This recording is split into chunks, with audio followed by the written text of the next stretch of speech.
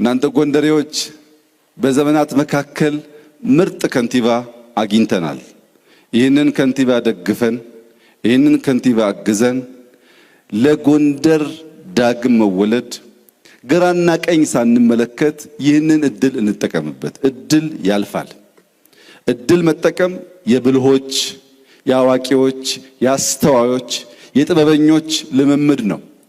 አሁን እንልማ እንቀየር ሲባል በየዋህነት ባለማስተዋል ተበታትነን ሀገር እንዳይሰራ ከምናደርግ ጎንደርን ዳግም በመስራት ጉዳይ ሁላችንም የጋራ አቋም ይዘን በሌላው ጉዳይ ችግር የለውም እንለያዩ። በስራው ጎንደርን ዳግም አስቦ ለመውለድ ግን የሁላችንም የጋራ አቋም መሆን እንዳለበት በጽኑ አምናለሁ። ጎንደር በቅርቡ ከውጭ የመጡ ሰዎች ጎብኝተዋት ነበር።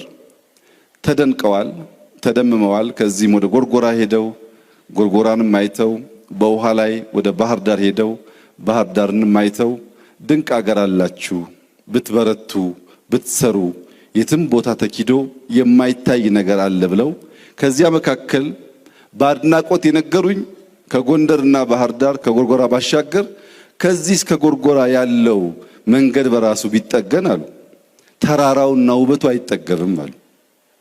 ራሱ መንገድ ላይ ያለው ያለማው ተራራ ትልቅ ውበት ትልቅ ጸጋ አለው አሉ። ነገር ግን ከጎንደር ጎርጎራ ለመሄድ ጎንደሬዎች በወታደር ተጠብቀው እንዴት ልማት ሊሰራ ይችላል? ባዕድ ሳይሆን ባላገሮች ባለቤቶች ከአንድ ሰፈር ተንቀሳቅሰው ያገራቸውን ልማት ማየት ማገዝ እንዲችሉ ሰላም ያስፈልጋል።